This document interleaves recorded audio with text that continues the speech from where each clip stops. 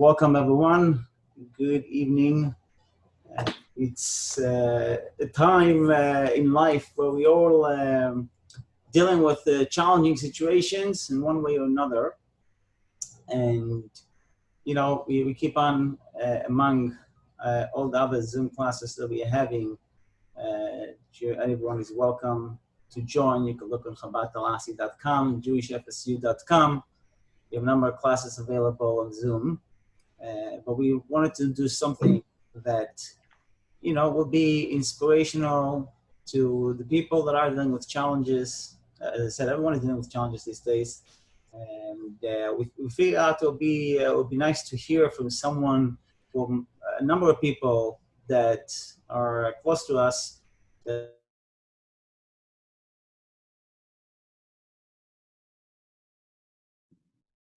in their life, and for them to share with us, their stories and help us, give us some inspiration, so we know how to deal with challenges.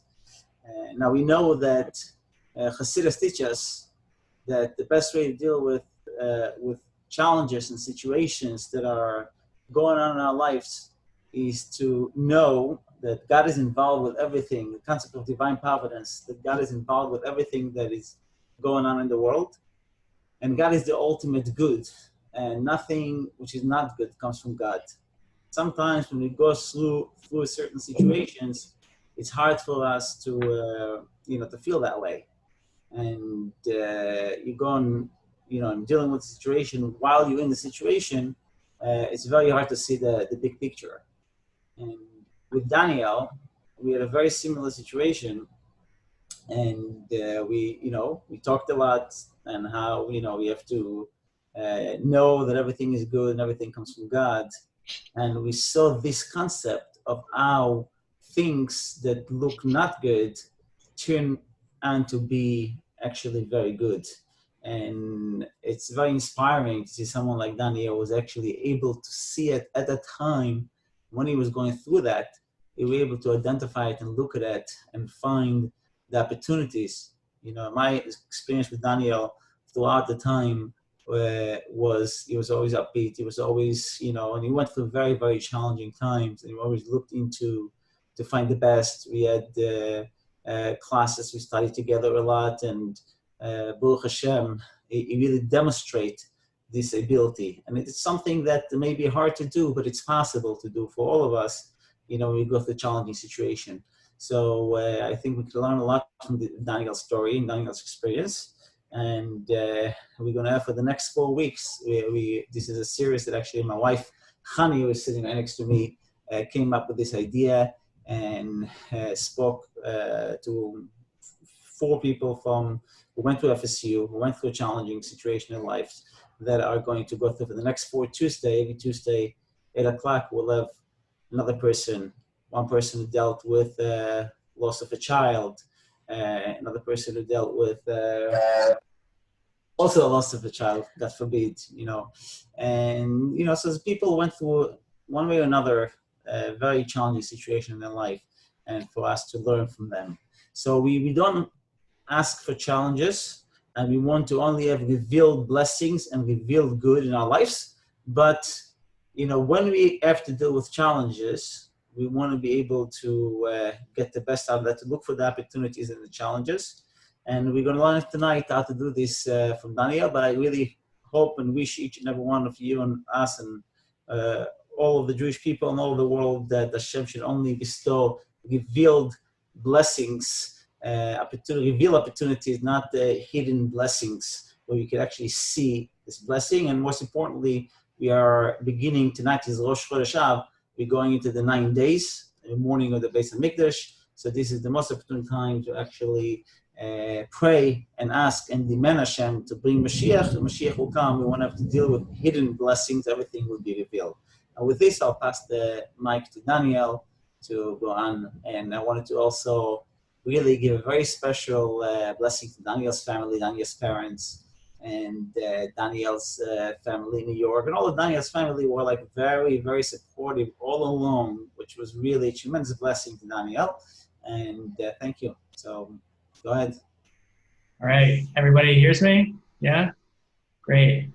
Thank you so much, Rabbi. Thank you, Rabbi Zen. This is really awesome. I'm just seeing some, names here. A lot of familiar faces, friends, family, coworkers, uh, new faces. Um, this is really, really awesome to see you guys showing up for this. I was a little nervous, but also very excited. So that's a good thing. Sometimes you're a little nervous, you still have to do it. Um, what's really cool, actually, how this came up, I was just on a Zoom call with the rabbi for a class a few weeks ago for the Rebbe's Yard site commemorating the passing of Lubavitcher Rebbe. And I impromptu told my story to somebody that was on the line. It just kind of came up and it just flowed out of me. And after that call, they asked me if I would be interested in participating in this. So sometimes in life, when you just show up, things happen, which is really awesome. And when they asked me if I wanted to go first, I figured why not? Because my last name's Ackerman, starts with AC. So most of my life, I've always been stuck going first, unfortunately, or fortunately, depending on how you look at it. So really happy to kick off this series. And a lot of you know my story. A lot of you followed my blog over those several months. Some of you might have not, but I really wanted to try and condense what I went through, sort of the story, also the people that were there with me, and sort of like what I learned from it, the perspective I gained, the blessings that I saw, the silver lining, and hope that it sort of manifests for each of you in your own lives. I know there's a lot going on in the world right now. We're all dealing with different challenges in our own ways. So I hope that this class gives you all some strength in your own lives. So just a brief overview for those of you that don't know. I've been in remission from Hodgkin's lymphoma since the summer of 2018. It was a crazy time. I had 7 months of chemotherapy after a shoulder surgery unrelated to the cancer. And so I was out of work for, I guess, 7 months. I was only supposed to be out for, I think a couple of weeks, 6 weeks, and it escalated very quickly. I left work and everything just completely took a pause. At the time I thought it was a pause, but it's really an acceleration. And it totally removed me from what I was used to, what I was comfortable with, and took me across the entire roller coaster ride of something I never expected. So if I want to break it down a little bit more, for about 3 years, I had been struggling with this shoulder issue. It was always bothering me. Whenever I'd work out or run or do any weights, my left arm would always get very numb and I would lose feeling. And it was bothering me forever. I didn't know what it was. I went to physical therapists, went to all different kinds of professionals, and no one knew what it was. It was like a mystery issue. So it started around 2014, and then a couple of years in, I went to get a test, and that doctor said, you might have thoracic outlet syndrome. You should go to Johns Hopkins. So I made an appointment to go to Johns Hopkins, and the surgeon gave me some tests, and I remember going in. This had been bothering me for, I think, like already 2 years, and I told myself, please God, like, I just want to know what this is. If you could just give me an answer, like, I will. I made up my head. I said, I'll stop eating non-kosher meat. I'll take a step. Just help me out. And the surgeon was very quick. We did a test. He had me put my hands up like this, and quickly move my fingers, and within a couple of seconds, my whole left arm was numb. It was white. He looked at me and he said, "Yep, you have TOS. We recommend physical therapy first. If that doesn't work, get a Botox injection. If that doesn't work, let's think about surgery." So I went through surgery. I went through physical therapy. Sort of worked. Got a Botox injection. That worked. But then it came back, and when it came back, it was really, really aggressive, and it really bothered me. And this was right before Rosh Hashanah in 2017, right before my birthday. I went to my orthopedist, and he did the test with me, not the surgeon, the orthopedist. And he looked at me with a look that you never want a doctor to give you. And he felt my pulse, which went away instantly. And he said, "You have to get surgery right now. You have to schedule it. This is, this could be a blood clot. You don't know. Schedule surgery. This is life-threatening. This could be life-threatening." That was really something good to hear before my birthday, before my 27th birthday, before Rosh Hashanah, before the New Year. And so I called the surgeon, who I hadn't seen in probably a year, told him I needed to get the surgery, told him what the orthopedist said, and I prepared to just pause my life for a couple of weeks from work, to leave DC, to go on disability, to have the surgery. And went through the surgery in November, right before the surgeon had done one more test at the consultation. And he said, this isn't, I don't know what the orthopedist is talking about. This isn't really life-threatening because you have like more of the neurological version, which just affects the nerves. It's not impinging your arteries or causing, a cutoff of your blood flow. So if you want to wait until the summer, again, this was November. So if you want to wait until the summer, you're fine. And it took a long time, not a long time. I mean, I was very quick to get the appointment, but to reschedule would have been a real hassle because I already filled out the disability paperwork. I already arranged things with my job. And so I just decided to go through with it. I was really nervous. I don't know anyone that's ever taken off, didn't know anyone that ever taken off 6 weeks from work. Maybe like a 2-week vacation is intense. And so I told my boss, and everyone was very, very understanding. I was, very nervous to share, but everyone was incredibly supportive at work. And so I had my surgery. It went great on a Monday morning, and we were supposed to be out of there by the next day, Tuesday at noon. I was with my parents, and in the middle of the night on Monday, while I was recovering from the surgery, which went great, the doctors came into my room in the middle of the night because they had to check on me every couple of hours and just do some tests. And they woke me up. I was sleeping, and just out of nowhere, they said, we noticed something a little strange. Your surgeon's going to come in tomorrow in the morning to share some information with you. But it looks like there was something on your X-ray that was a little weird. So he'll come in and tell you in the morning. So the surgeon came in again, looked a little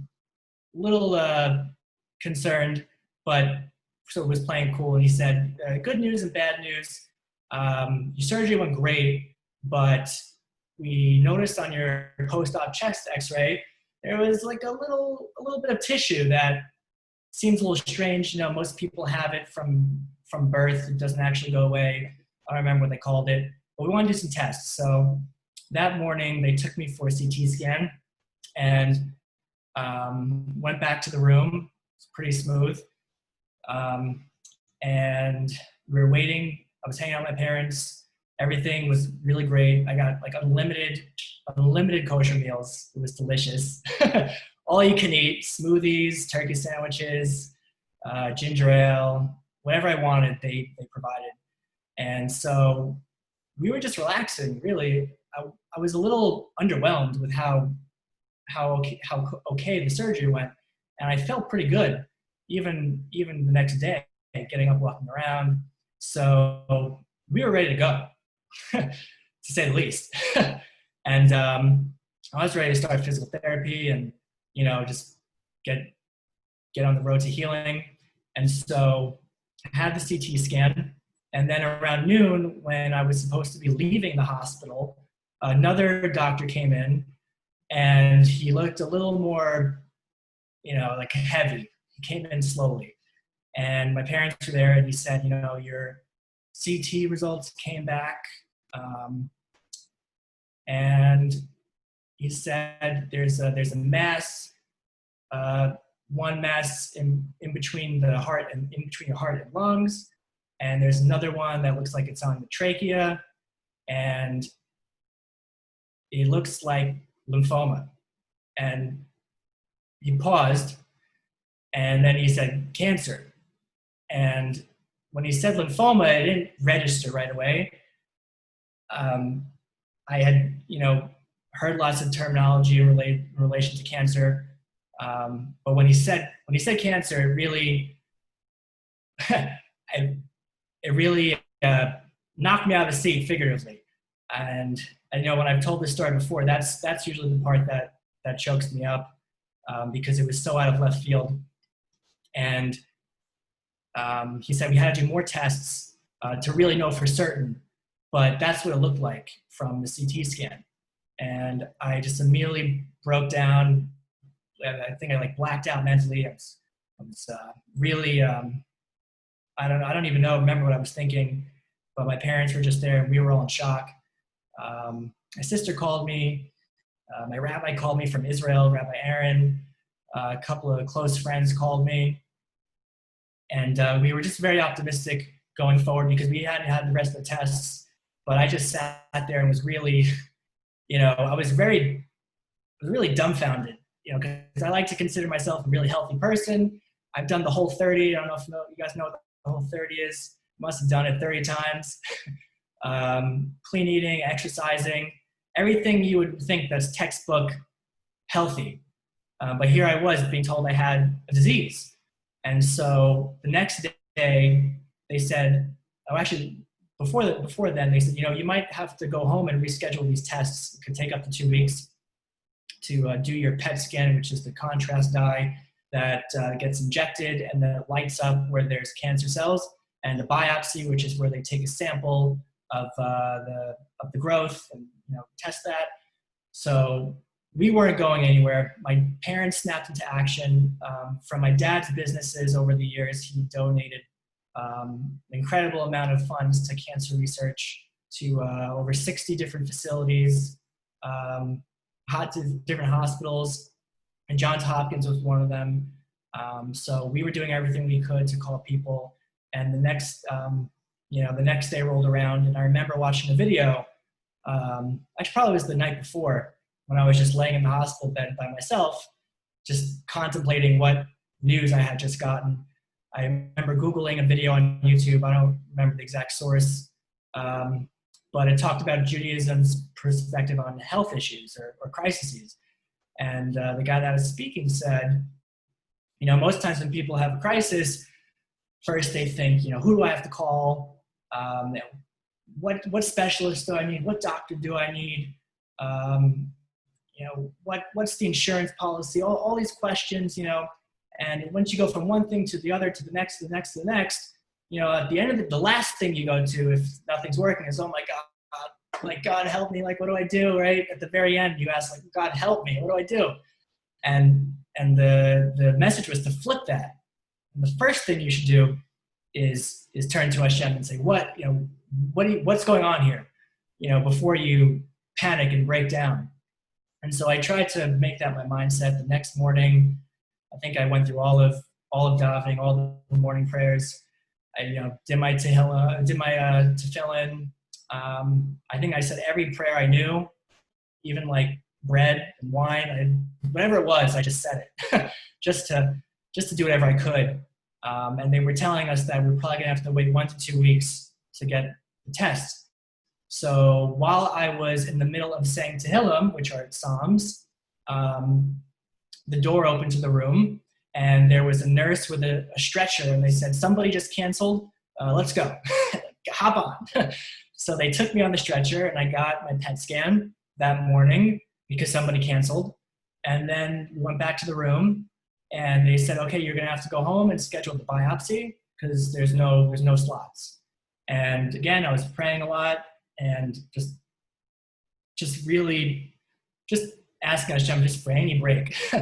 And I realized, I didn't give charity yet. I didn't give tzedakah. So I hopped on my phone and I was processing my tzedakah to Rabbi Ackerman at Chabad.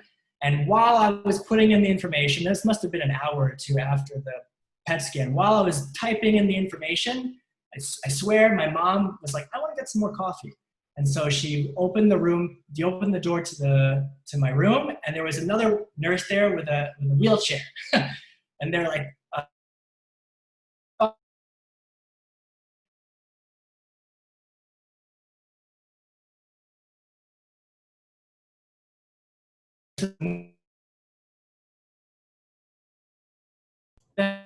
Daniel, you're breaking up.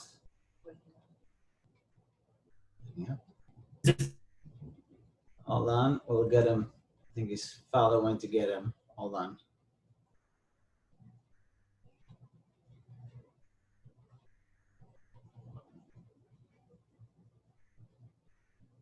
Chaim Harrison.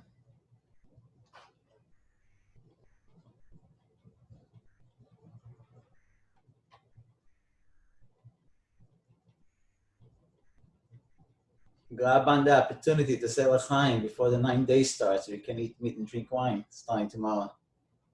So drink as much as you can today, except for Shabbos. Oh, hi, Debbie.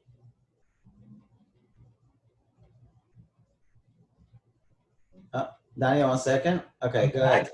You're back, and we got cut off at like the dramatic part. we lost you when the nurse came in with the wheelchair. Yeah, okay. I'll hop back in. Okay. All right, you hear me clear now? Yeah, but it's We're good. But it's good. It's good you stop. This way, Harrison had a chance to say L'chaim. No, do you hear me? I'm clear? Yeah. Okay, great. So we had both tests, and that in and of itself was a real miracle to get those two tests done back to back. You know, the same morning when they were telling me it would have taken 2 weeks and I would have had to schedule. And really, they both came in at the exact moments that I was davening very intensely, and really made a physical effort, you know, by giving charity, giving some tzedakah, and you know, just putting all of my trust in Hashem that things would get done that needed to get done. So I was out of the hospital the following day, on Wednesday afternoon, I think, or Wednesday evening, and I was back in New York by Friday. And between that Thursday to Friday was complete uncertainty. I always tell people that looking back, that period of time was really the scariest time, for lack of better words, because I really didn't know. And you know, nowadays people's greatest fears is the unknown. And so thank God, by Friday, right before Shabbat, they called and told me that it was early stage 2A Hodgkin's lymphoma, and that God forbid, if you're ever going to have cancer, that this is what you pray for. Yeah, this is what you hope to get, because it's it's classic is what they call it. And the regimen for the treatment is it was pretty straightforward. So I think, you know, in wrapping that part up and knowing that information, the rest of the story isn't so much focused on a disease and, you know, I'm feeling bad for myself and feeling as if, you know, life was over. It was really just the beginning for me. I mean, there was so many miracles leading up to that point. And what really blew my mind was that the surgeon who performed my procedure to remove for thoracic outlet syndrome, which was to remove the first rib, right here, I'm down a rib. It looks like a barbecue. I won't show you a picture of it, but I do have a picture of it. Actually, they used to let people take them home after the surgery, and people would turn them into like ornaments and weird stuff. I didn't do that, but it is done. And that's the surgeon, Dr. Lum. He had performed the surgery nearly 500 times. People would fly from all over the country to see him. He's the foremost specialist in thoracic outlet syndrome. And after performing the surgery nearly 500 times, he never caught cancer or anything like this in any patients that he had ever had before. So it was really a real miracle. He was really beside himself also. So after that, I went to NYU. My aunt is a neurologist at NYU, and she's on.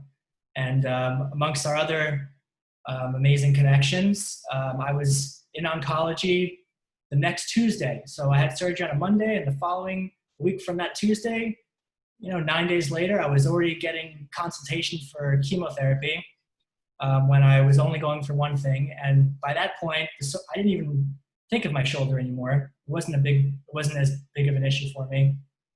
And it really put things into perspective, because for a couple of months, when I found out that this was potentially life-threatening, it was all I focused on. I was obsessed over it. And so once I got the cancer diagnosis, everything, sort of took a backseat. And I told my job. I have some coworkers on the line, and they were also pretty shocked. And so I was out for 7 months. Thought maybe I'd be out for 3 months, and then that turned quickly into 6. There were 2 slight complications with 2 chemo procedures that offset the treatments, so I had to do it the following week. But even then, it actually was a good thing that there was that offset, because it allowed other things to happen in the interim weeks that I wouldn't have been able to do. For example, the week of Thanksgiving, I was supposed to have my first treatment, and if I had my first treatment, I would not have been eating turkey or cranberry sauce or stuffing. I would have been in a bed for the whole week. So I got to enjoy my Thanksgiving. And so this whole process took me to another world. I remember going out to dinner with one of my rabbis from Israel, Rabbi Benny Friedman, and a very, very close person to me. And I told him that I was nervous to tell other people what my diagnosis was.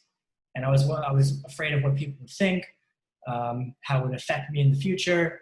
I really just was very self-conscious about it. And he told me, "Why, you should totally put it out there." He was very, very, very supportive of that. He told me about his daughter, who, when she was a girl, had a brain tumor, and he and his wife had debated whether they wanted to tell other people, and they decided to.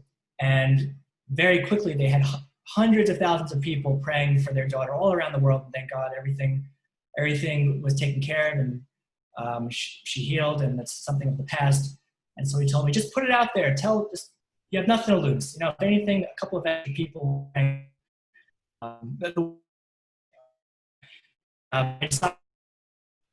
was talking to my sister in her house, in my sister's house, where I was staying with her husband, Roe, my sister Brooke, and all of their children. My parents were there at one point. My brother-in-law's parents were there also, their housekeeper. I mean, we had, I think, 13 people at certain periods of time in a very tiny space. It was really nuts. But my sister and my rabbi and my family encouraged me to just share it with the world and to turn it into a blog. And so I thought, what would be something that I'd want to call it? I know there was a lot of people out there that blog. They come with creative names.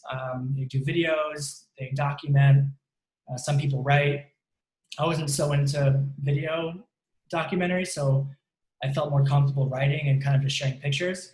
And the name that I decided to call my blog was Ackerbat, which my last name Ackerman, and Ackerbat like acrobat. Years ago when I was in college, I participated in the circus for a year, which was a lot of fun. It's called the FSU Flying High Circus. And then I had a flying trapeze job for the summer that year. I can't believe that was almost like 10 years ago. And so I decided to combine the two, getting over your fears of flying, overcoming strength, and using it to be a message of positivity and triumph during a struggle. When I was a kid also, I think in 3rd grade, we had a circus play, and it's actually kind of funny. I think some of my coworkers will appreciate it. They had a competition to design the cover for the play. And so the whole class submitted all of their cover designs, and mine got selected, which is really awesome. And so it was like my first print design, and it was actually on an 8.5 by 11 piece of paper that we just folded in half. And I still have it. Let me see if I can do a screen share.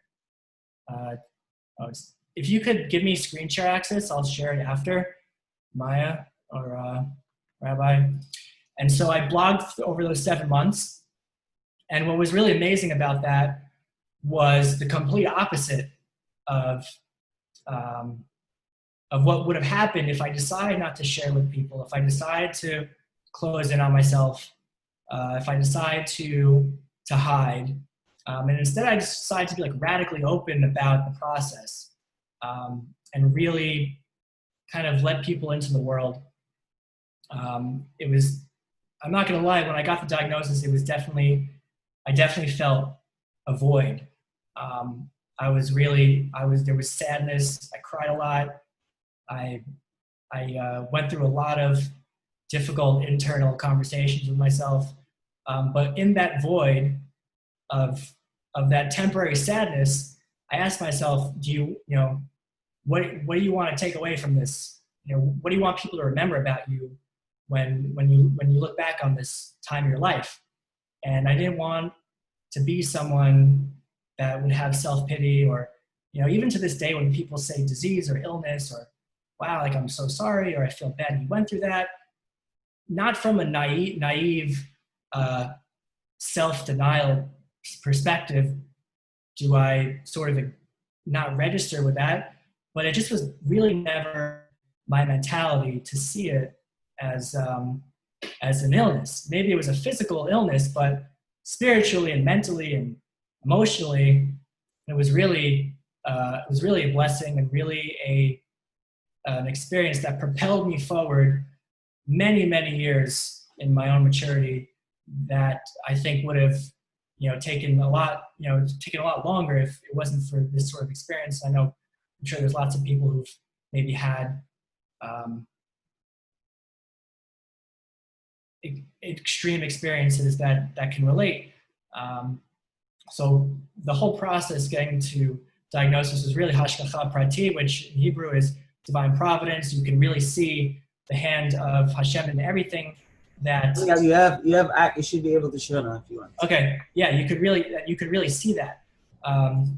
While I was blogging,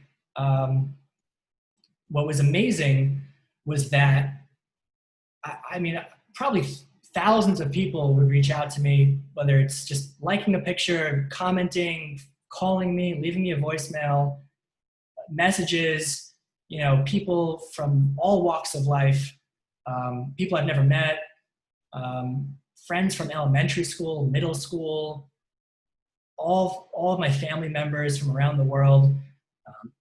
And again, really a lot of new people. Tons of people reached out to me. Tons of people shared personal struggles with me. It was really amazing that seeing when you open up and you're a little vulnerable, people really relate to that and connect to it. It makes you a stronger person instead of not dealing with whatever the issue is that you might be going through. So there's actually a really interesting quote I like.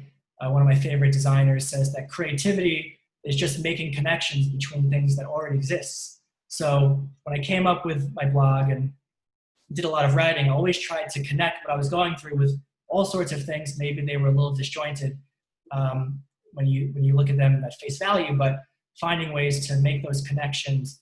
And then in those connections of things that maybe don't really seem like they fit, you have something that's really unique. So before I did this talk, I went through my blog again to remind myself. I'm really happy I did that. Sometimes I tell people that, if you're going through something, it's really good to journal. It's really good to write down your memories and your experiences because sometimes the feelings are so intense and they're so overwhelming, and you have such clarity in your life that if you don't catch those moments of those thoughts of what you were feeling in extreme sadness or extreme joy, then it's really hard to remember what you were feeling and thinking.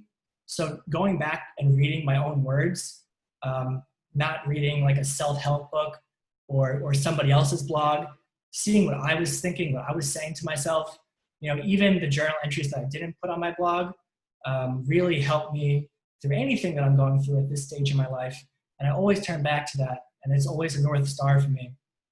If I'm feeling lost or overwhelmed or need to remind myself of that gratitude, of the gifts that I was given, and to see how everything is a gift. One thing I really wanted to touch upon was my family, first and foremost. I have at the top of my list. Like I said, they're waving. My nephews, my cousins, my nieces, one nephew. And really my family was just the bedrock of everything I went through. Again, staying at my sister's house for nearly 7 months, my holy brother-in-law, who put up with all of us. Such a big tzaddik, you know. They even gave you a private room to learn quietly, I remember.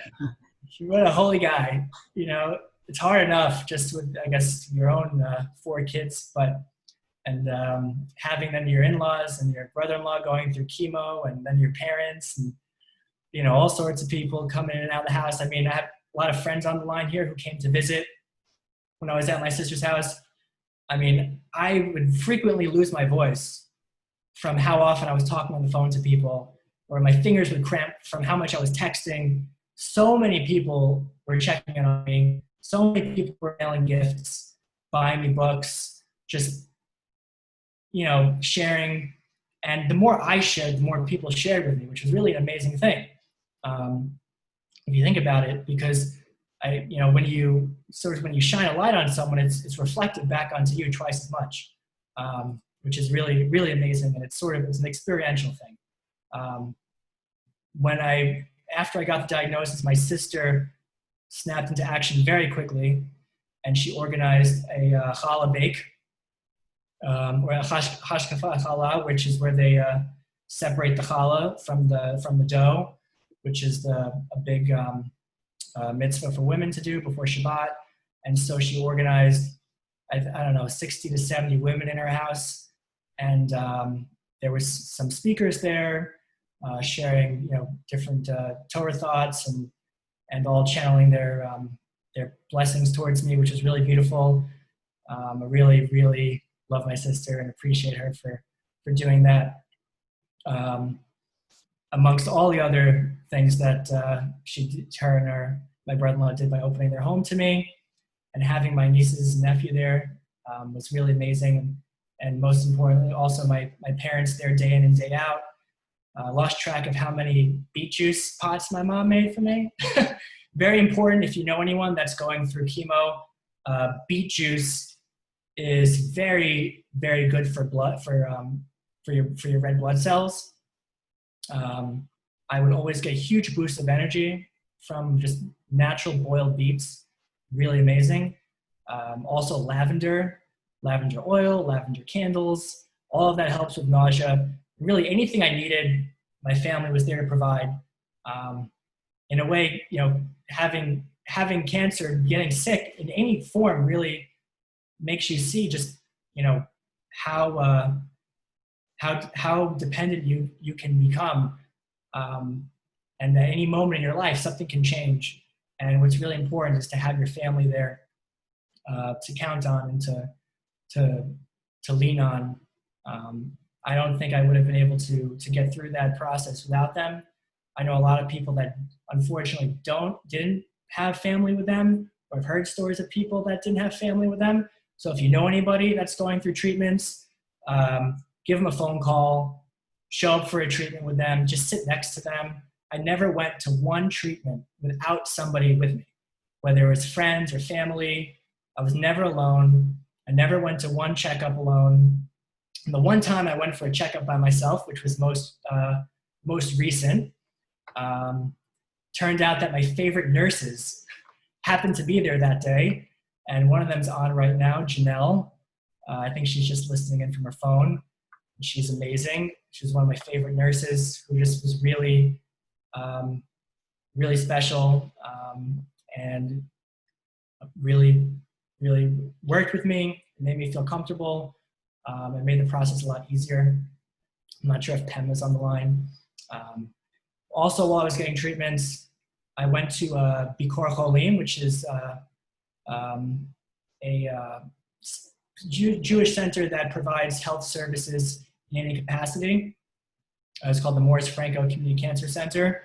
And I would go there for free acupuncture, Reiki, reflexology. They also had therapy available. I'm sure there's other Bikur Cholims in other states. So if you know anybody that needs those sorts of services, they're readily available. Didn't pay a penny. And I got incredible amounts of relief from that. Getting chemo, as I think a lot of you know, it really drains you physically. Like some days you'll be walking and then you just collapse, like one of those, those like goats that run around and their muscles tighten up and they just pass out and they look like they faint. Really, it's very intense. I don't want to go through all the symptoms. I'm sure you guys have heard through the grapevine what it's like. But acupuncture was huge. I want to show like a quick video now that I can share my screen. It's like 1 minute from the cancer center that they recorded. Hold on 1 second.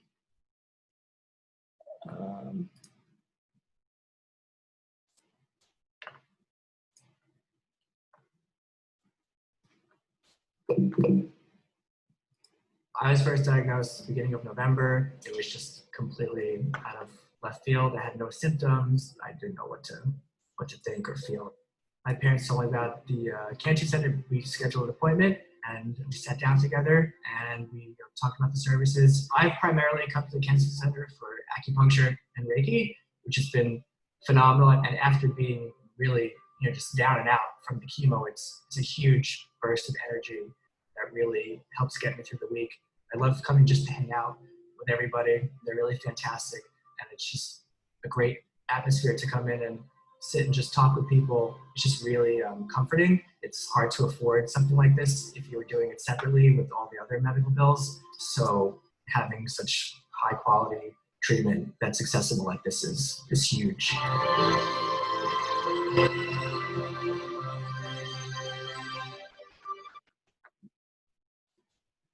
Everyone saw that? Yeah, cool. So that was a part of their longer video that they did of other patients. And I went there every week. In addition to going there, I was also doing physical therapy. You probably already forgot about my shoulder. I already forgot about it while talking to you about the chemo and the cancer experience, because that was still very much a reality. I went for physical therapy 3 times a week. I do physical therapy Monday, chemo on Tuesday, physical therapy on Wednesday, and then physical therapy on Friday. I had an amazing physical therapist. I'm not sure if she's on the line right now.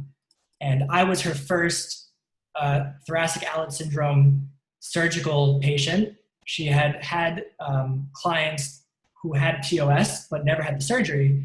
So for her, it was also a little bit of a new experience. But she did an amazing job, gave me amazing treatment, put extra time into my sessions. And so in addition to the Bikur Cholim, my family, an amazing physical therapist, an amazing health team, when I look at my job, the incredible health insurance that I have, I think when you're applying for a job, you don't really think about health insurance so much until you really need it, which is pretty mind-boggling. I think I went back and looked. I must have racked up, almost $250,000 in medical bills. And what was amazing was that every time I would get a letter in the mail that would line item by line item by line item, chemo, this medicine, that medicine, doctor visit, CT scan, checking your pulse, like everything had a cost. And at the end of the bill, it was for one visit, it might have said 15 grand. And then at the bottom, it said, well, you owe 0. And I almost felt weird getting these letters, and they always kept saying 0, 0, 0, 0, 0. And all I had to give was a copay. At the same time, I was also on short-term disability, which was amazing to have that, a huge blessing to have that. So as I was going through all of this, with all of the support I had, when you're on trapeze, even though you're not wearing a harness, and you do your flip and you come off the bar, you land in a net, and you just jump off because you know the net is there. You're not afraid to jump off. And so throughout this whole process, everyone, all my friends, all my family, my coworkers, all these resources, all of this was a net.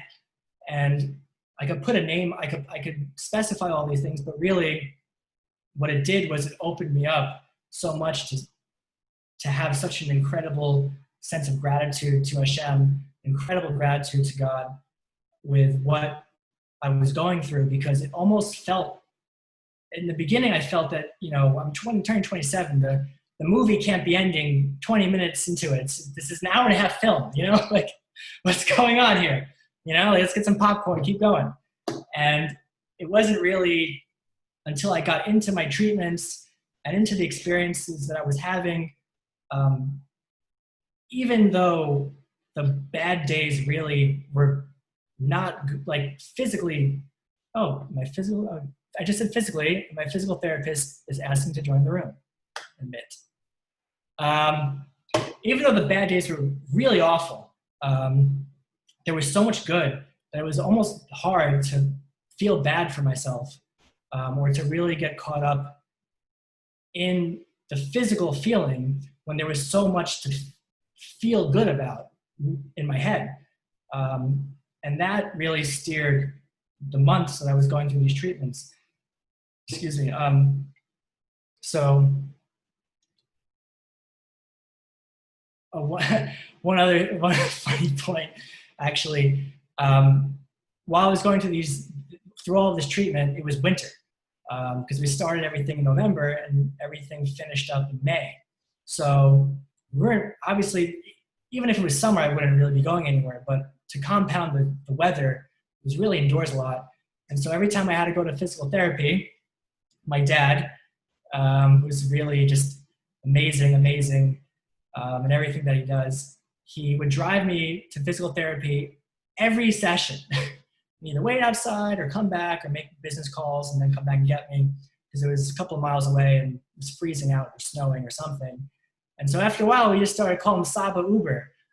So we started calling Suber for short, and we would just kind of give him star ratings every now and then, depending on how fast we would get to and from. I'm just kidding about that, but it was always 5 stars. Always 5 stars. And again, so seeing all the blessings in my life, all of my friends that were there for me, was really overwhelming. I think when I put my first Facebook post of myself in the hospital, I'll share my screen. By the way, this is the thoracic outlet. I took a diagram. You can see here the first rib with the clavicle and how your veins and arteries run through that outlet into your arm. And so that was the area that was being pinched and was causing the issues. This is when I was in the hospital with my parents right before the surgery. Very smiley because I had no idea what was going to happen the next day. And this is my surgeon. This is when I went for my follow-up, and I was showing him my blog, and he was really into it. I was going through all of the posts, and I actually wrote a blog post about the surgeon and a little bit of his background. He's a vascular surgeon, so not just right thoracic outlet syndrome, but that's a part of the whole vascular practice. His parents and I, before we left from the appointment, and also really funny, when you get chemo, your hair starts to fall out at some point. And so when it was starting to fall out, I figured might as well do something crazy. And it was only until after the fact that I learned shaving your head like that is like a pagan ritual. So I don't really regret it, but it was funny to find that out after. So I went to my favorite barber, and I told him that my head was a blank canvas and he could do whatever he wanted. So he just gave me a mohawk, and he did a little carving of the Batman logo on the back. You can't see it. And that was my haircut for about a month until it all fell out. Even my beard completely thinned out, eyebrows, everything. This was in the hospital room, probably like right after the surgery. Again, I was very happy because it was like an all-you-can-eat buffet. So that was a really enjoyable experience. And this was going in for the CT scan. And back in the day, this was my little circus drawing from 3rd grade. And this was just a fun picture from the actual program. So sort of focusing in again on some of that perspective and the blessings. This was caught completely accidentally. I had no symptoms leading up to this except for rashes on my legs, which was very strange. And no face swelling, no night sweats, no fevers, nothing that you would call the typical red flag. So when I went to the oncologist and he asked me these things, it was no, no, no, no, no. But when he got to rashes and I showed him a picture on my leg, he knew right away what it was. And so that was the warning sign. But really, there was no way to really catch this. It was a complete accident that I was found.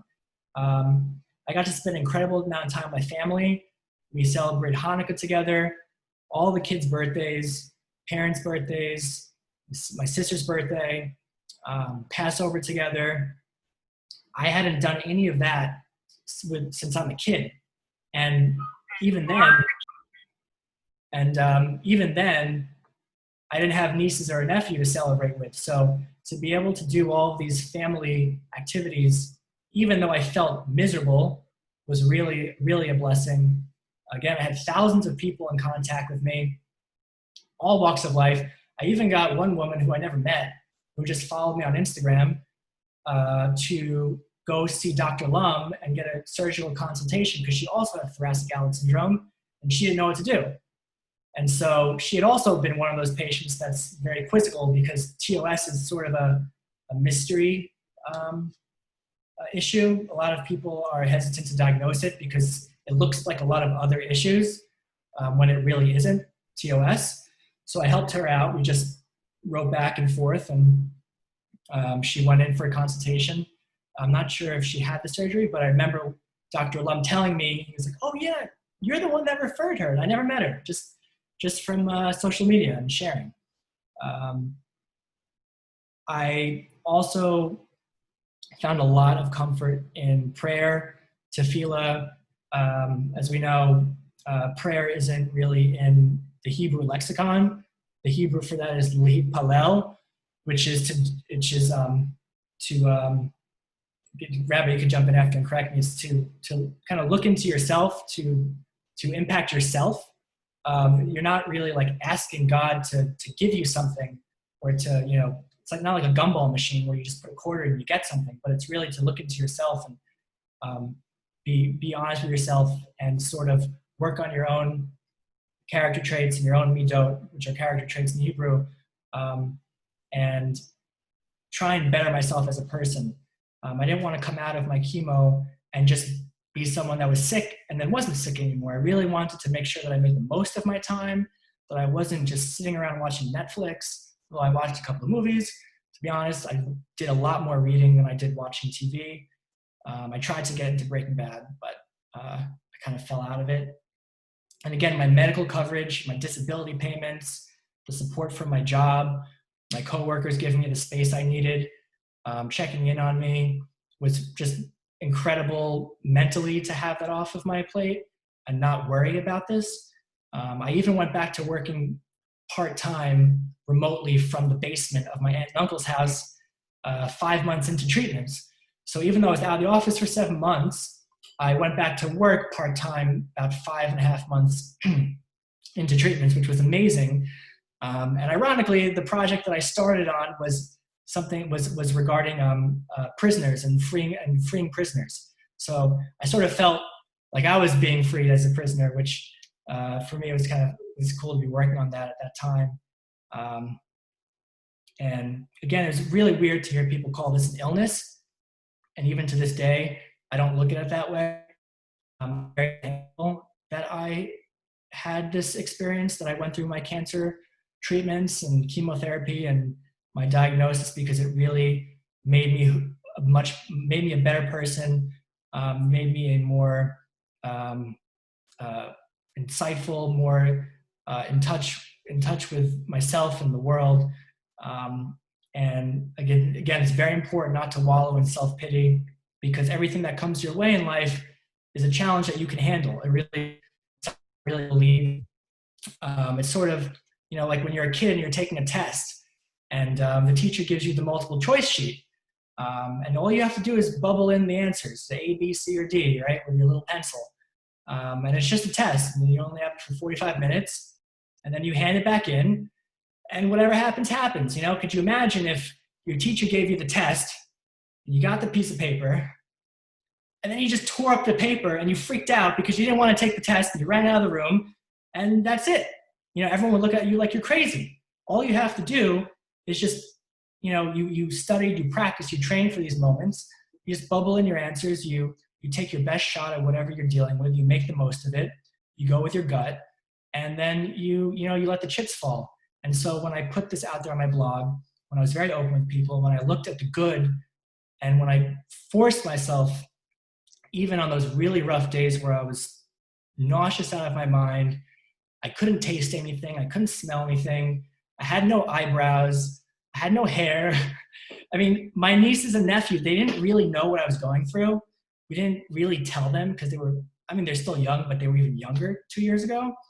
And they just thought that I got a funny haircut. They just thought I shaved my head one day because I wanted to. So, maybe they also didn't realize, Danny decided to wax his eyebrows today, He's switching it up. So it was funny. They used to call me Bald Eagle, which was cute because, again, they really didn't know why my head was, why I had no hair, and also why I was going to physical therapy for 7 months. They thought I was just in New York going to physical therapy for 7 months. It's a beautiful thing at that age when that's your perspective, right? And so it was really important to not wallow in that self-pity. There's a really great line in Tehillim in Psalms that always stuck with me. I wanted to share. It's from Psalm 32 that says, where is it here? You are my refuge. You guard me from the enemy terror. You surround me with the joys of deliverance. You have said, I will teach you wisdom and light up the path that you should travel. With gestures of my eye, I will give you counsel. Don't be like a horse or a stubborn mule, which do not distinguish between one who wants to help them and one who wants to harm them. Even when you groom and adorn them, you must curb them with bridle and halter, so they will not come close and injure you. The wicked man who like them chafes at suffering, has many troubles. The one who trusts in God, knowing that all the suffering God sends is intended to cleanse and refine him, will be surrounded with love. Take joy in God, the source of this love. Exalt your righteousness, and shout for joy, all who are upright in their heart. And if I knew the Hebrew for that, I could say it better, I would have said the Hebrew, but I think the English is better so we understand. This line here that says, with gestures of my eye, I will give you counsel. Some translations say with the winking of my eye, right? Like with the winking of Hashem's eye, with the winking of God's eye in your life. It's like a wink. It's very subtle, It's very quick. If you don't pay attention, you'll miss it, right? You won't get the message. Sometimes somebody winks at you, right, to send you a message. And so there were so many of these subtle messages. And it's really important that in our life, especially right now with coronavirus, and we all know a lot of people who have been affected by this in all sorts of ways. And there's a lot of uncertainty. And so really, it's even extra effort to try and see these subtleties and that silver lining is very important. I wanted to kind of, in getting towards the end, also just read a short excerpt from my blog. It's a poem that I wrote, and let me just pull it up really quick. I had it right here.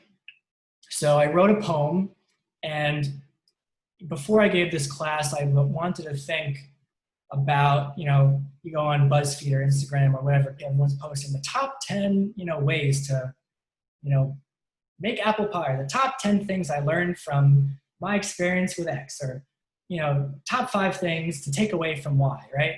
And so I was trying to come up with, the top 10 things I learned from cancer. And I remember I wrote a poem, and it's not necessarily the top 10 things, but it sort of encompasses everything that I went through, and what I was thinking, and what I was feeling, and how I was growing.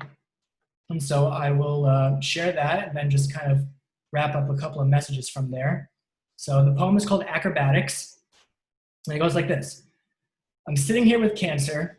I pray up high. I want an answer. Perhaps I will never know, which is why life takes us to and fro. We tend to swing back and forth. One day it's south, the next it's north. Have comfort that God pulls the cord.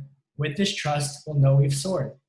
So when the earth and sky appear in verse, it's the perfect time to converse. But if you find yourself depressed, start to push him from the nest. Like a parent who loves their child, his judgment and kindness will not be mild. Don't be discouraged and let your head be lowered, for in this position, you'll start to move forward. Whatever you do, please don't resent, for in your heart it leaves a dent.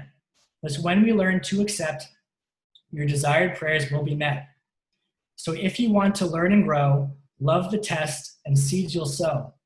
In your mind, you can choose to die. In your mind, you can choose to fly.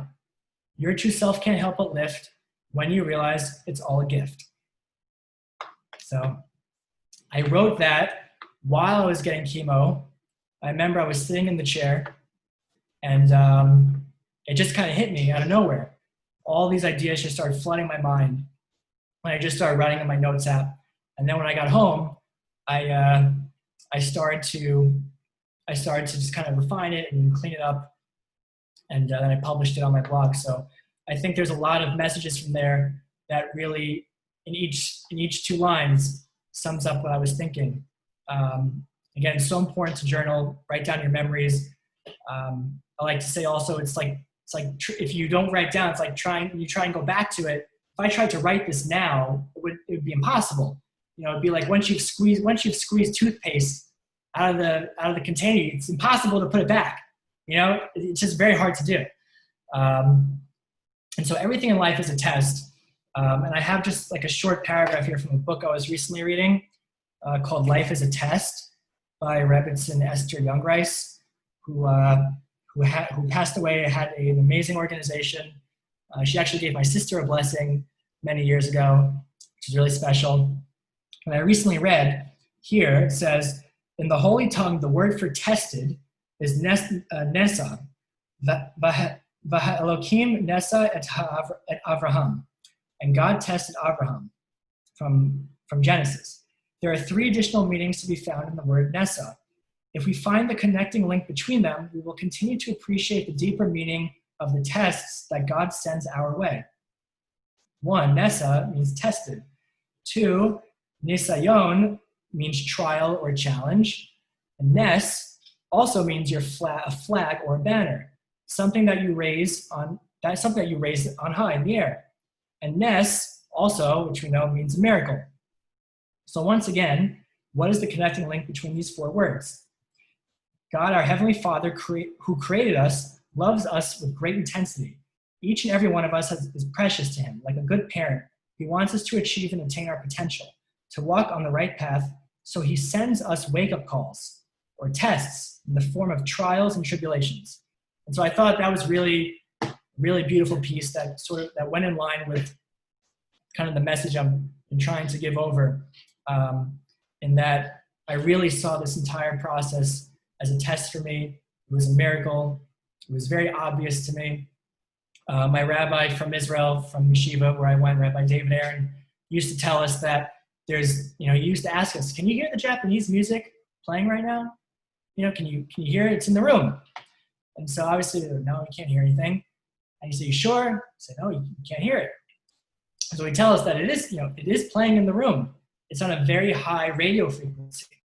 And we can't hear it with our ears as is. We have to use the radio. We have to dial. We have to really finely tune in to the message and pay attention very closely in order to hear something that's already there. And now there's all kinds of beautiful music going on, and it's up to us to choose what we want to tune into, what we don't want to tune into, and unfortunately sometimes things that we also ignore.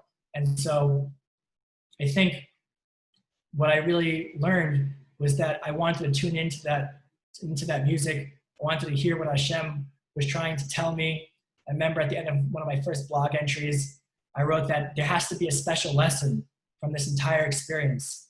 There has to be a message I'm going to take away from this. I don't want to just, like I said, be sick and then be healthy. I don't want this to be a physical experience. I want it to also be an emotional and a mental, an entire transformation. And one insight that also came to mind, and it's really funny because I think it's very universal. If Tony Robbins is talking about it, I'm sure you guys know Tony Robbins, then it must be something that's universal. I recently was watching some Tony Robbins. There was a guy that he had on who was a specialist in meditation. And so the meditation was that everyone had to close their eyes and focus on the oneness of the world. I mean, there must have been hundreds of thousands of people watching this from all backgrounds, all around the world, all religions. And the message was to focus on a oneness when you close your eyes and to feel everything in your life is connected and not separate from each other. And so something as, in prayer that we say is the Shema, which is the oneness of Hashem that we say every single day. And so to be able to see this entire experience as good and maybe not so good, but a goodness that I couldn't really perceive in the moment. And I feel very blessed to have come to these conclusions. And I also couldn't be so arrogant to know that I know all the reasons why I got sick. I think that I got the message, and I hope that everyone listening in your own lives, whatever you're dealing with, I hope everyone's dealing with a lot of great things, but if you are facing any challenges, that you have the strength to see the silver lining, to see the goodness in it, and have that propel you forward and not get caught up on what the mask is. Everyone says a blessing in disguise. Well, it's true. Blessings do come in disguise, because if they were in disguise, then it wouldn't be a blessing and we wouldn't really realize it. We would take it for granted. So I know we're going to wrap up really quick. If anyone wants to hang out for a short Q&A, but I just want to say last point to give everybody here a blessing. Tonight, we just got out of the month of Tammuz, and now it's the 1st of Av. So this session is so perfectly timed at the end of one month and the beginning of another month. And then it's Elul, which is right before Rosh Hashanah, which is a month of rebirth, spiritually for the new year. And so I just want to give everyone a blessing that even during this time, again, the 3 weeks more in the destruction of the temple, for every destruction in our lives, that's the surface level. But after that, there's a rebuilding for yourself. There's a personal redemption. There's new insight. There's refreshed perspective.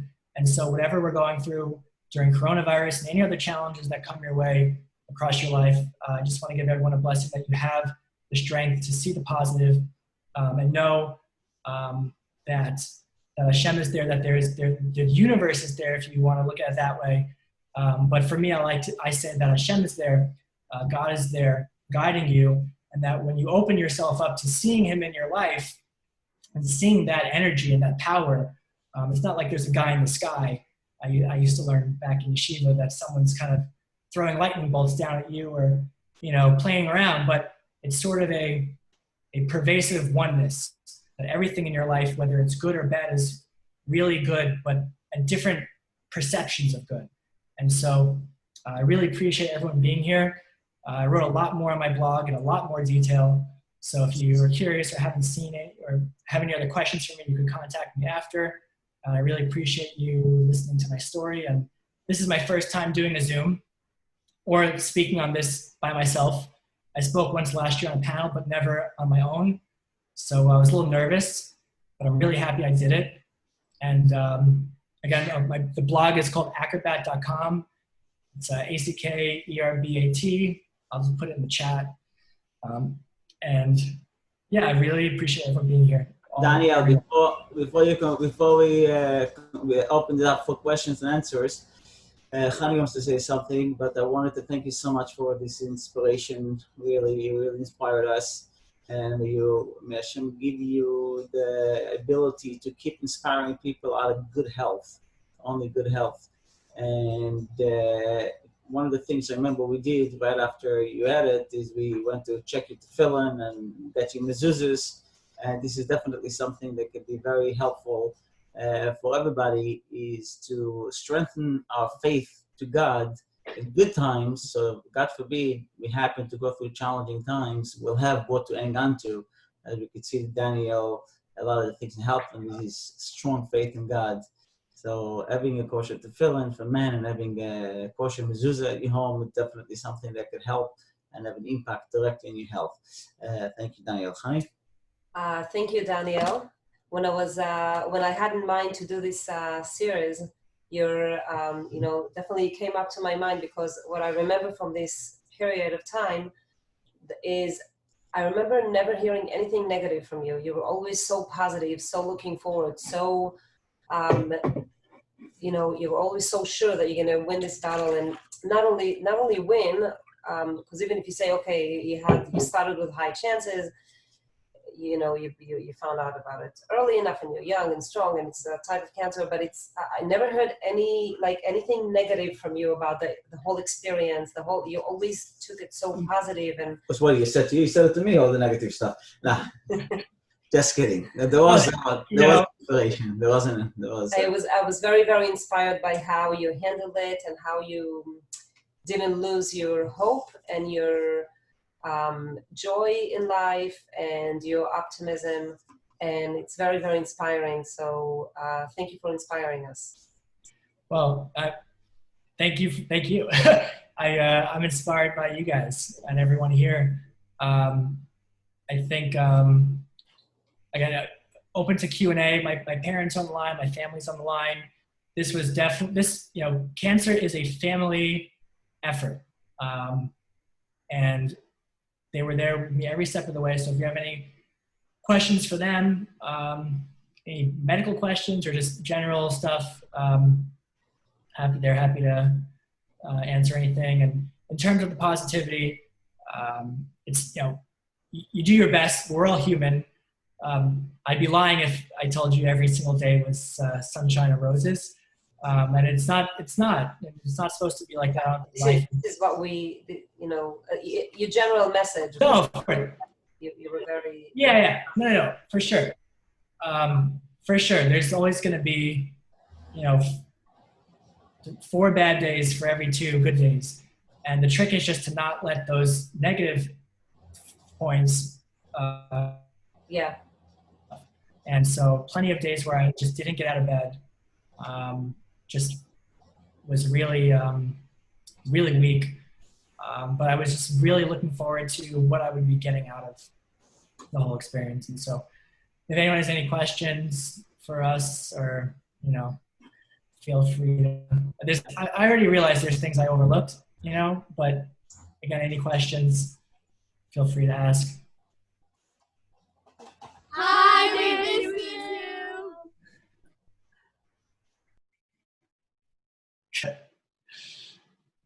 Miss you too. Good job, Danny. Yeah, anybody wants to ask any questions, you just unmute yourself, because you're all muted. Just unmute yourself. Do you have any comments, any questions? I just want to recognize also, Denny recognized his sister and his mom and the family and my son-in-law Roy and the kids.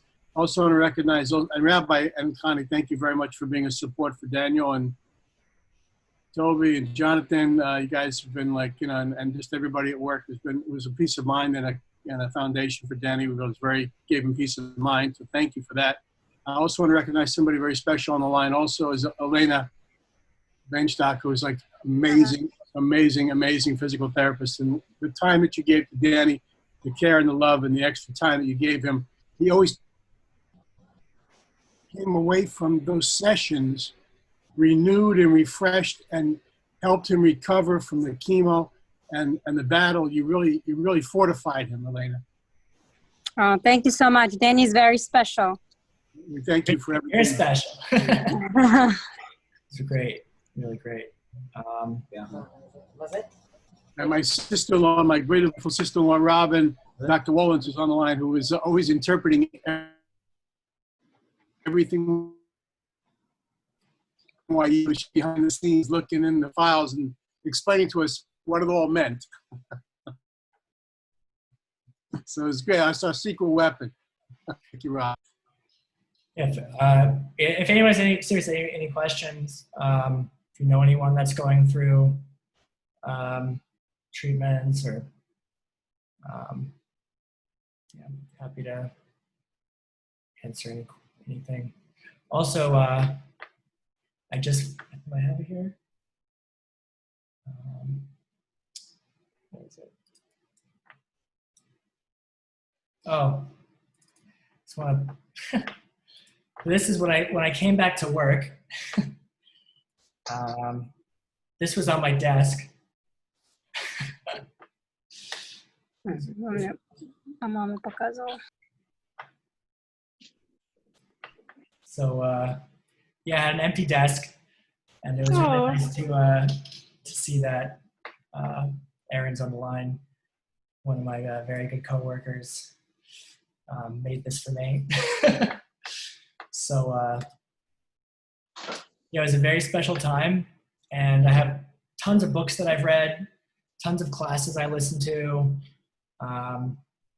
just lots of people I talk to. So if anyone needs book recommendations or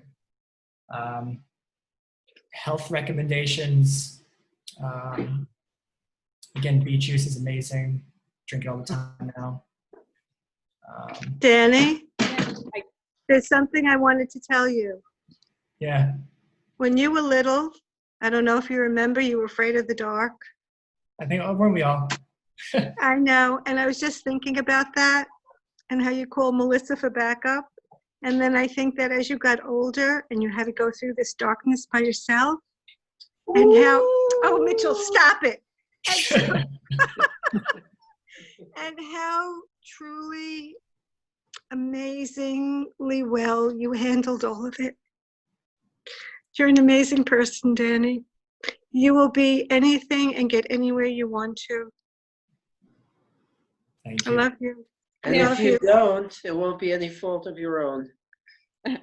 I want to second what Sarah said. You know, I wanted to say that unfortunately I have the experience of giving bad news to people on a regular basis, and you never approach this as why me, why us. You took it in stride and you approached it as something that you were going to grow from. And I think as a family, we all grew with you. Видишь, она мне прислала. Я забыла совсем. Хорошо, что я I listened to. Elena, mute yourself. That's Elena. Oh, I thought you were on the phone. Sorry, yes. Oh, sorry. I unmuted myself by accident. And I just think that we can all learn from you as you described your experience tonight, and as we went through it with you, all of your friends and family supporting you. We all learned so much from you as to how we should approach our day-to-day life as a blessing, and that any experience we are going through, we can always grow from, as you taught us. Thank you. Oh, that was Thank beautiful. you. Something really special actually just came to mind. Last Rosh Hashanah, I walked, I think, is it online? Not sure. One of the rabbis, Rabbi Yitzi from DC, we walked from the synagogue to the children's hospital on the holiday with the shofar for people who, and just and